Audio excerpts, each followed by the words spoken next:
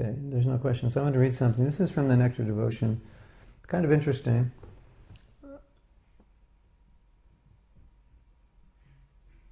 There are 64 items of devotional service listed in the Nectar Devotion, and these are the first 5. And Prabhupada says, he mentions, in other words, Rupa Goswami, the author of Nectar Devotion, he mentions these principles. Rupa Goswami mentions the basic principles as follows. 1. Accepting the shelter of the lotus feet of a bona fide spiritual master. Principle 1. 2. Becoming initiated by the spiritual master and learning how to discharge devotional service from him. 3. Obeying the orders of the spiritual master with faith and devotion. 4. Following in the footsteps of great acharyas, teachers under the direction of the spiritual master. 5. Inquiring from the spiritual master how to advance in Krishna consciousness. So there are 5 principles. Only one of them refers to initiation, and the other 4 are principles of accepting shelter and following. So this is significant because initiation is a one-time event, and initiation means to begin. So it's being accepted. It's like an official acceptance into the disciplic line, an official connection with the spiritual master. But these other items really form the essence of that relationship. So number 1, accepting the shelter. What does it mean to accept the shelter? Well, when Prabhupada was asked, what does it mean to take shelter of the lotus feet? That's used a lot in our scripture. Take shelter of the lotus feet of the spiritual master. And Prabhupada said, it means to follow his instructions. And I think I mentioned that another class at Prabhupada was asked, what does it mean to love the Guru? And Prabhupada said, you vow to the Guru to chant 16 rounds and follow the regulative principles, so that's what it means to love him. So to be guided, to be taking shelter means to be guided by the instructions of the Guru. That means to give up some of our independence in the sense of our independent thinking of what we believe to be right or wrong or what's good for us. Not that you don't use your intelligence to consider what's right or wrong, but in issues of Siddhanta or Shastra conclusions or issues of how, particularly when you're not clear on issues of how to be engaged or understand philosophy, how to be guided, then you take shelter of the Guru. And of course, Prabhupada's books are there to guide us. So the general idea is that taking shelter of a Guru means giving up independence, which of course it's difficult for people because we really want to do what we want to do, and the Guru will say, don't do that. And a lot of times, Prabhupada would tell devotees not to do things they really wanted to do. Somebody wants to make a movie, somebody wants to make a record, somebody wants to go here or there, and Prabhupada would say, no, don't do it. So that means taking shelter of the Guru. I think I told the story where Prabhupada asked Tamal Krishna Maharaj to go to China. And Tamal Krishna Maharaj had this wonderful Sankirtan party in America. But for different reasons, Prabhupada took him out of that service. And Tamal Krishna Maharaj didn't want to leave that service, and he said the party would fall apart. And Prabhupada said, it's not your party, it's my party.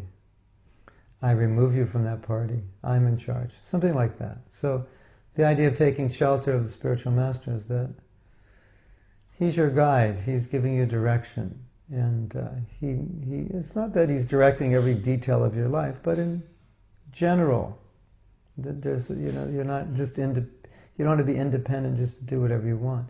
Just like I've said many times that I've read that Prabhupada said that we should get up 4 o'clock every morning. I don't know if you know that, but I've mentioned that. And Prabhupada said we should rise at 4 o'clock, and so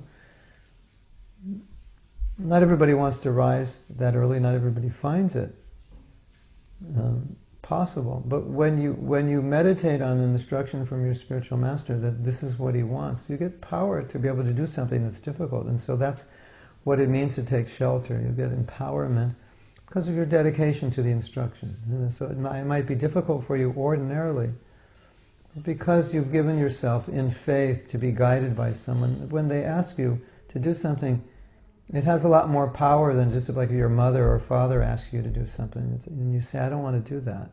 And But where there's faith, where there's dedication, where there's taking shelter, that means I'm taking shelter of what? Of your instructions. Then when you get an instruction, oftentimes you'll find you'll be able to do it just because you've taken that shelter and you're doing things that ordinarily would be very difficult or maybe impossible to do. So that's how Prabhupada, especially he nurtured relationships with his disciples, because he knew that to be true, that even though they weren't very advanced in Krishna consciousness necessarily, but they were advanced, so to speak, in their dedication to Prabhupada. And because of that, they were able to perform all kinds of austerities. You'll find if you read stories about devotees going to India in the early days, it's very austere. They were living outside or living in huts, a lot of mosquitoes, they were getting sick. And why were they doing that? Because ordinarily, if you ask them, do you like this? Is this easy? Would you like to go back to America? They would say yes. They're doing it for Prabhupada, because that's what he wanted. So they performed many austerities, myself, many devotees, traveling, distributing books, hot weather, cold weather, sleeping together, wall to wall in a van, so many things. But we were able to do that taking shelter of the order of Prabhupada. He wanted us to do these kinds of services, so we did them. So that's what it means to take shelter. And I'm just going to go back and see if you have any questions. Okay, it looks like I can continue. So we go to the second one, becoming initiated by the spiritual master, and learning how to discharge devotional service from him. So 1 and 2 are similar, but initiation makes it more official. And then in the process of devotional service, there's a stage called bhajana kriya. Bhajan means your worship, your sadhana, your practice of Krishna consciousness. And so that stage is bhajana kriya. It's the third stage. And that stage is synonymous with initiation, because technically at initiation you're doing formal bhajana kriya under the guidance of the spiritual master. So what does Prabhupada say here? How to discharge. Practical aspects you're learning the practical aspects of devotional service. Particularly you're making vows to follow principles. So that's bhajana kriya. So bhajana kriya, in a broad sense, is anyone practicing sadhana, and in a more strict sense, it's initiation. But the idea is that you have Prabhupada saying initiation is necessary, and you have him saying it's not necessary. So what does he mean by it's necessary? Because all the scriptures say we should take diksha, or formal initiation, from a spiritual master. Lord Chaitanya did it, all the great acharyas do it, they set the example. And in the broader sense, Prabhupada is saying if you accept the words of the spiritual master, that is synonymous with initiation. That is the essence of initiation. If you accept a teacher, a guide, or guru within your heart, that is initiation. So you have that aspect of it. So in that sense, he's saying it formalizes something, but the real thing is the internal acceptance, that I'm going to do this, and I'm going to accept his instructions, and I'll follow him. So that's the most important. If you get initiated and you don't have that, it doesn't mean anything.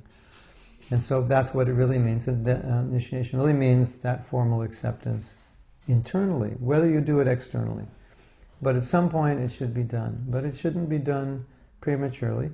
But as we said last week, Prabhupada allowed first initiation to be given more liberally. And he said give them a chance. But second initiation was very strict, because that was a Brahminical initiation. And Prabhupada said second initiation, have to be sure they've strictly followed for 1 year all the principles. And if they had fallen, he would say no.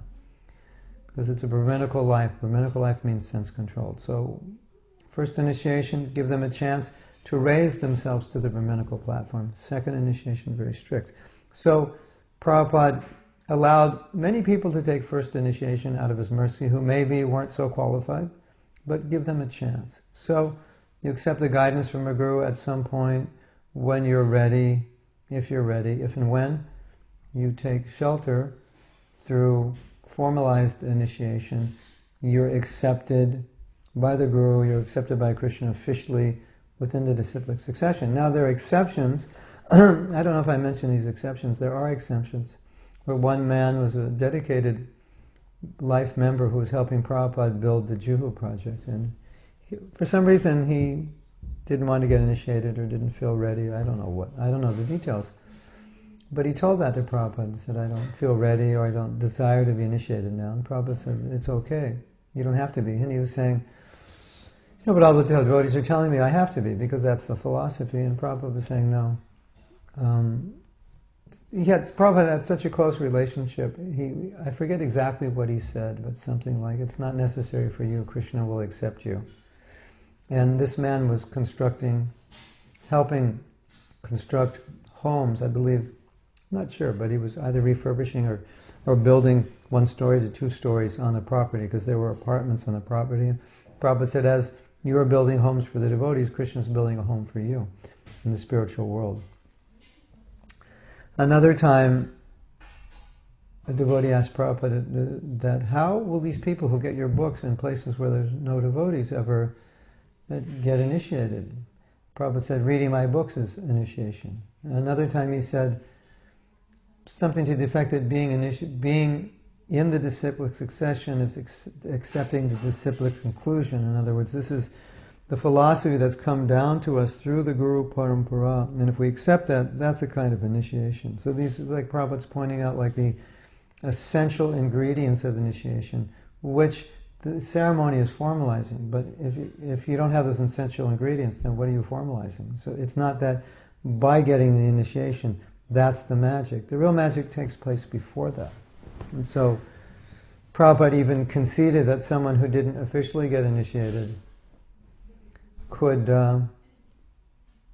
be accepted by Krishna in that way. But the general practice is to get initiated. If you give me a moment, I think I can find a document where Prabhupada mentions this. I'd like to read a few things. It's quite interesting. I just have to remember the name of the document. Let's see. Yeah. I'll read some things that Prabhupada said. It's quite enlightening. Formal initiation means to accept officially, to abide by the orders of Krishna and his representative. So it's officially now. I mean, if you want to get initiated in our movement, you come to the movement and for 6 months you focus on Prabhupada. Then after that you can choose someone that you would like to be your Diksha Guru. Not that you couldn't have a Diksha Guru before that, but first you're advised to get general education from many, many people. And then after 6 months you can focus on somebody if you want to. You don't have to. And then you can formalize that relationship after that 6-month period. So that's what's referred to here. Formal initiation means to accept officially, to abide by the orders of Krishna and his representative. So you've already, at that point, been following for a year. So it's not like today you start following, but you're just officially now formalizing it. That is formal initiation, officially accept. Yes, sir, I shall accept, I shall do whatever you say. This is initiation, official acceptance of the job. So in other words, you're giving yourself. You're giving yourself to your spiritual master. I'll do what you say. Now, in the highest sense of disciple, then the disciple gives himself to the Guru. The disciple thinks, whatever I have is my Guru's property, even my body. It's just a puppet in his hands. That's a very high level of surrender, but that's the ultimate goal. And we see that with Prabhupada. He was completely surrendered to Srila Bhaktisiddhanta's desire. His coming to America was totally because of Bhaktisiddhanta's desire. So he's a perfect example of a disciple whose the mission of his spiritual master became his life. So that's the highest level. And of course, for Grihastas, they have their own life, and we're all on different scales, but different levels. But that's a general idea. And Prabhupada says here, well, initiation or no initiation, first thing is knowledge. Knowledge. Initiation is formality, just like you go to school for knowledge. And admission is formality.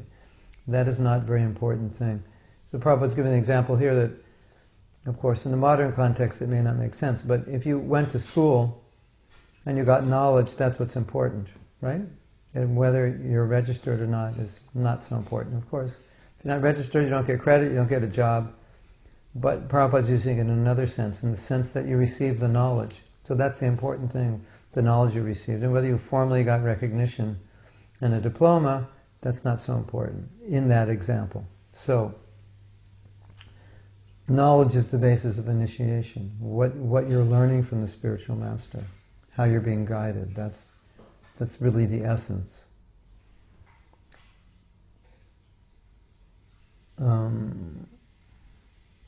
Here's from the Krishna book, and this is,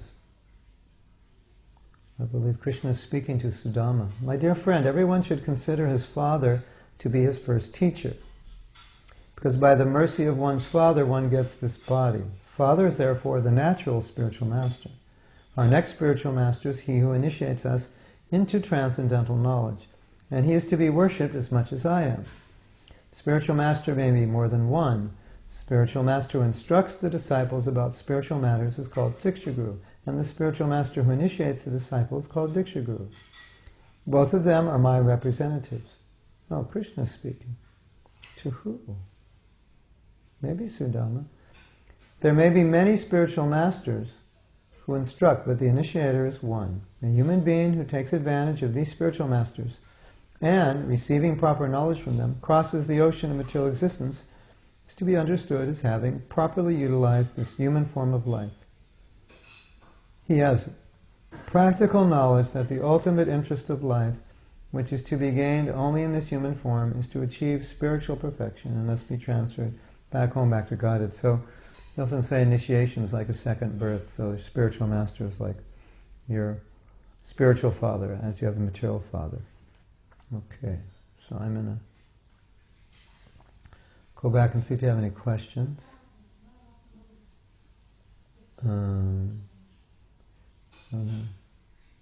Yeah, you don't have a sense. What are you formalizing? What's the? Yeah, because I think it's a good point. Pallavi's saying it's a nice point. If you don't have the essential ingredients, what do we formalize?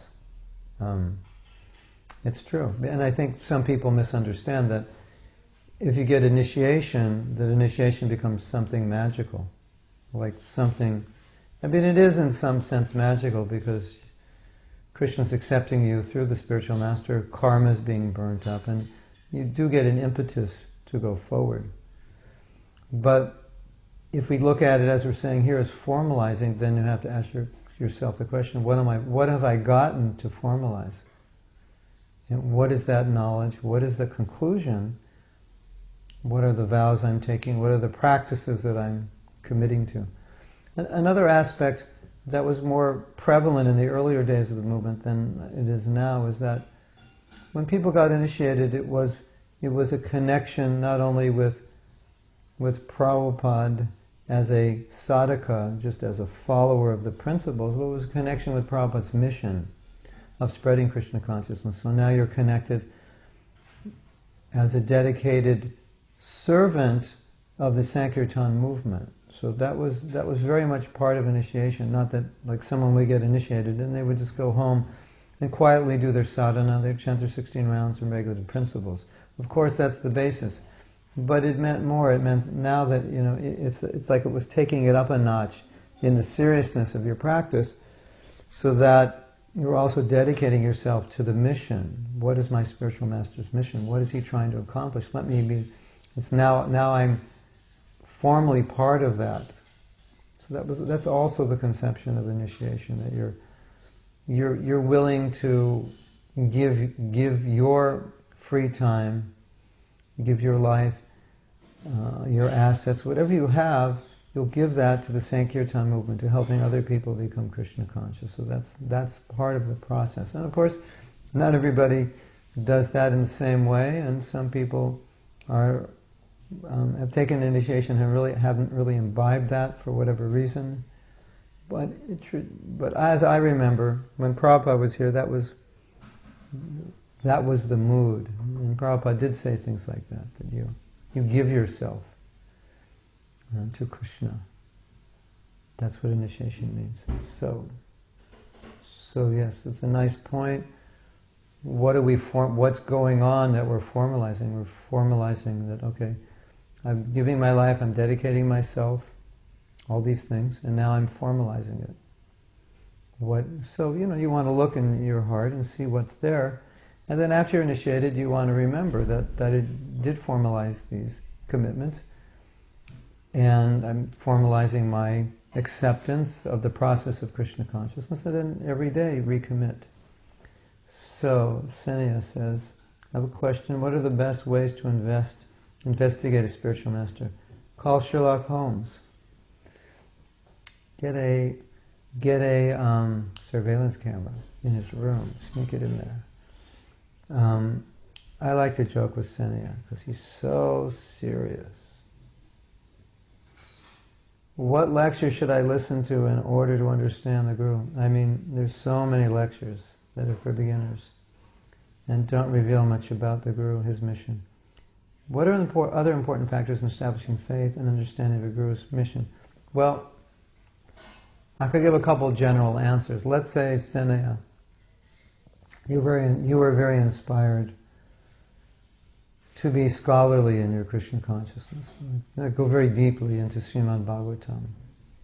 So if that were the case, you probably, or you might want to look for a spiritual master who teaches the Bhagavatam, who's a scholar in the Bhagavatam, who could nourish that. And so then, naturally, by listening to his lectures, you're going to get nourished in your study of the Bhagavatam. If you, for example, your spiritual master is very much into developing Varnashram, and all his lectures are about Varnashram, but you're very inspired for scholarly work, it may not work for you. So it's not that there's anything wrong with either spiritual master, it's just that their focus is different. And the service, if you wanted to serve them, the service they need would be different. So that's a consideration, that your spiritual master will be able to nourish you in ways that you need being nourished. I would say in general it's not usually an issue, but if someone is very focused on a certain aspect of Krishna consciousness that they want to develop, then they might be attracted to a spiritual master who's also very focused on that, because they will get inspiration from him.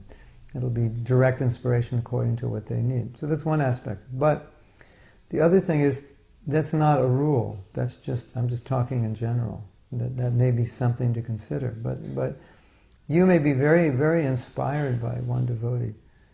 When that devotee is very much into self-sufficiency, you're not particularly into that. That's not your service, or not your inclination. But it doesn't mean that necessarily you wouldn't be inspired by that spiritual master. You may be very inspired. So sometimes we have to look at the level of faith and inspiration that you get from somebody. Because it's an interesting topic. Because, in one sense you could say, every devotee in ISKCON could be your guru, in a sense, or every senior devotee in ISKCON could be your guru. So in that sense, you have many, many qualified people to choose from, and in that sense, they're all good. It's like Toyotas are good, Nissan is good, Mazda's good. What else is good? So many good cars. Ford, it's okay. But these top Japanese cars, Honda. Should I get a Honda, or should I get a Mazda? Should I get a Nissan? Should I get a Toyota? They're all good. Now, you find one that suits you. I don't want to make gurus into cars, but I want to make the point that they're all good cars. But you may find one that suits your needs better. The van suits me, or the small car suits me. So sometimes it's like that. But the fundamental issue is that you have to accept shelter from somebody. And in order to accept shelter from someone, you have to have faith. And so you want to find someone who inspires faith in you. Faith in the knowledge of Krishna consciousness, and faith in yourself, and inspires you to go forward, maybe to go forward beyond what you think you can achieve. You want to find someone who you feel you could dedicate yourself to, you could give yourself to. Because that's what the guru-disciple relationship is all about. It's a dedication. It's not only that you're just learning from them, but you're giving yourself to them. And so, I think in some cases, if we get too much in our head about who is our guru, and become like Sherlock Holmes, well, I saw this morning he didn't get up till 4:03, and Prabhupada said we should get up at 4. So I don't really know if he's qualified to be a guru anymore. See, that's not the point. The real point is faith. And you feel inspired to do things for this person, to serve this person, to help this person. You feel inspired to follow their instructions. Do their instructions inspire you? Do their instructions build faith? Do their instructions resonate with you? Do their instructions not make sense to you? Do they say things that just you hear and you just don't agree with it? It doesn't sound right. It sounds off, or it just doesn't make sense to the way you are.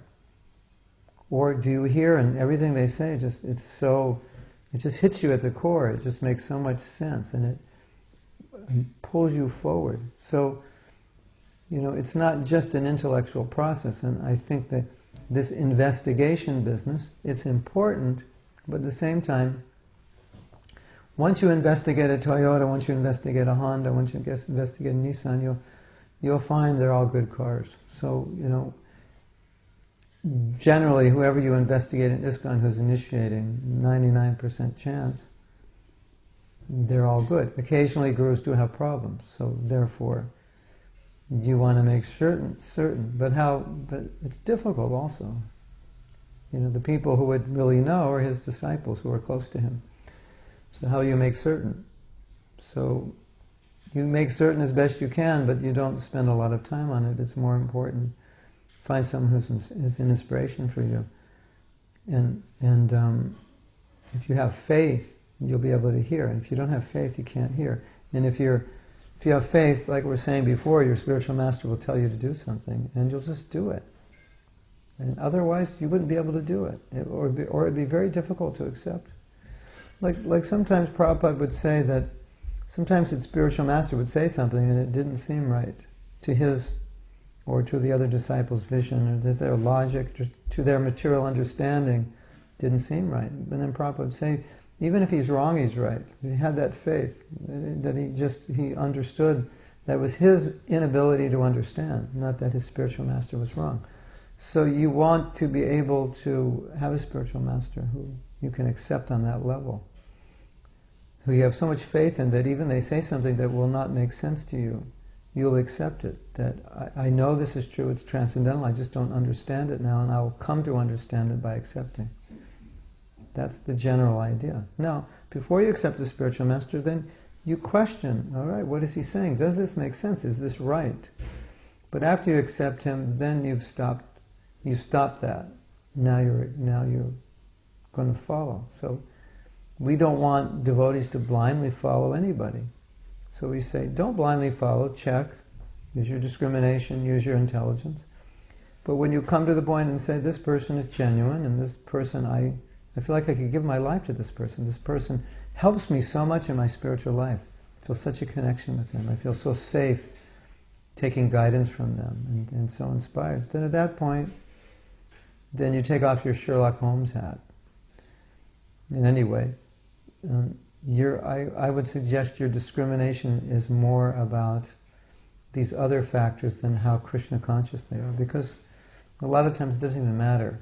Someone's 86% Krishna conscious, another guru's 72% Krishna conscious, someone's 89, someone's 92. Often that doesn't matter. Often what matters more is how you relate to them, because it's not just how Krishna conscious they are, it's how you respond and surrender to them. So if someone can inspire you to surrender, and he's only 81% Krishna conscious, but he inspires more surrender, then you add up the inspiration he gives you with how Krishna conscious he is, it adds up to more than maybe if you had a more advanced devotee, quote unquote, that you're looking to find the ultimately most advanced devotee on the planet, then I'll take shelter. No. Now, I'll tell you something really interesting. I don't know if devotees are clear on this, but in October of 1977, Prabhupada was very ill, as we know, because he left his body in November. And at that point, the common understanding is that Prabhupada appointed devotees to initiate on his behalf, called Ritviks. And Prabhupada did appoint Ritviks, but At one point, he didn't want to take any more disciples. He didn't want to have Ritviks initiating. So he appointed devotees and he said, it was October, he said, you initiate, they'll be your disciples. And he said, and if I feel better, then I'll begin initiating again.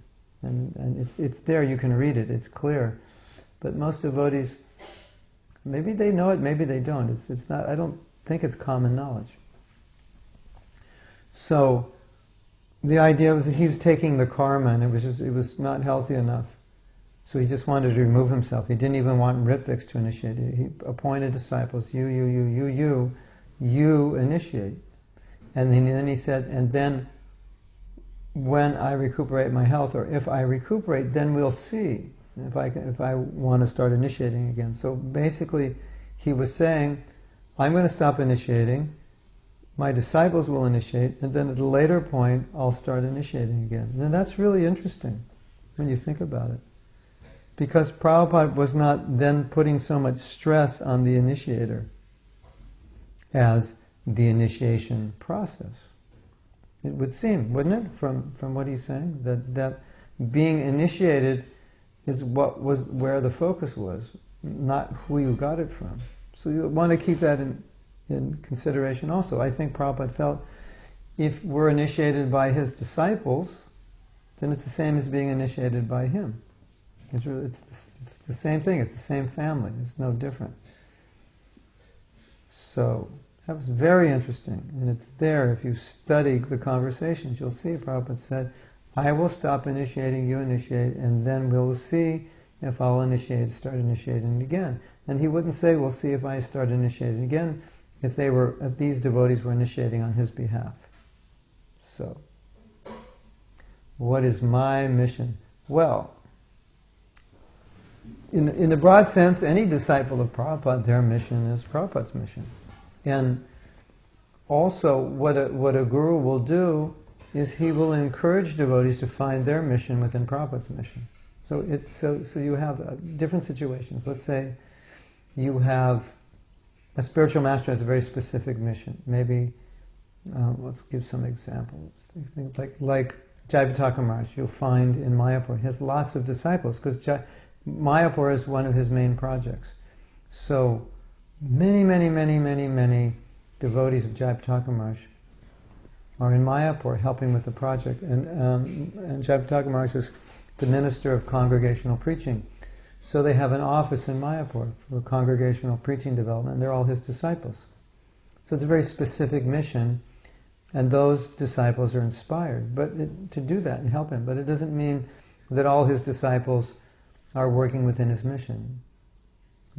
Individuals have their own mission. Like he has many disciples in Bangalore, and in Bangalore they have their mission, what they want to do there.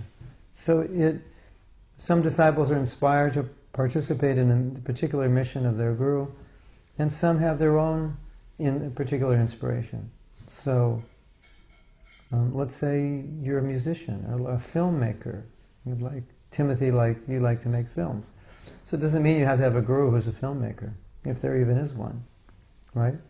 But what I would say, perhaps, let's say you're looking for a guru or you're looking to connect with a 6-year guru or something, and you'd say, this is what I'm doing. Are you okay with that? And the guru says, I think it's a waste of time. But it's like, that's your inspiration. It may be a problem, taking guidance or inspiration from that guru, because they're not going to inspire you in that service. So no, I think that making films is a waste of time. I don't think you should do that. I think you should just distribute books and forget about it. Now, when you hear that, if you say, yes, I feel Krishna's inspired you to say that because I'd rather just do books, then that's great. You really feel there's a connection there, that your guru saw right through you and he knew what you needed to hear and he told you. And you feel that, and you're relieved. But in the other scenario, it might be something very important for you and you're very inspired in that area, and he says no. And it just doesn't resonate with you. So you have your mission, he has his mission. But if the guru understands your mission and wants to and is able to inspire you and accept your mission, then you can have 2 different missions. Because ultimately, we're all in the same mission. It's the mission of spreading Krishna consciousness, right? So that's the broad vision. So it's not always, when I say the mission of your spiritual master, I mean the mission of Prabhupada and his movement. So that's, but my personal mission is I have two missions, I would say, well, a few. If I had more hands, I'd have more missions. But one of my missions is to bring people into Krishna consciousness, new people, in a way. You can come if you want. Bring them in novel ways that relate to them. And another mission I have is for devotees to learn practical aspects of Krishna consciousness. And personally, for me, that's through writing and teaching. But learning practical areas of Krishna consciousness is training devotees. And of course, I like to record, do music. And if I were rich and famous, I'd even make movies. Well, I didn't have to be famous, just rich. But no, I wouldn't make movies, but I like that. But that's my personal mission. And so, some devotees, they like to serve their spiritual master in whatever way they can. And their spiritual master understands that, will engage them. And some spiritual masters they have disciples all over the world in temples, and they're just serving in temples. So the connection is more through knowledge. The inspiration comes through knowledge. And many devotees are inspired by their spiritual masters just because of the power of their devotional service. It's an inspiration. So anything you do within the mission of Prabhupada is with the mission of your spiritual master. It's all the same thing, in that sense. But if you have a particular mindset for doing something, and there's another spiritual master that's doing that could make a good fit, and it doesn't have to be your Diksha Guru. There are many devotees that are working with spiritual masters, like some devotees working with Indradumna Swami on festivals, and they're not his disciples, but they're like his disciples because they're helping him. So there's that connection. Their natures are similar. Did that answer your question? Is that okay? What is your mission? Want to hear a funny joke?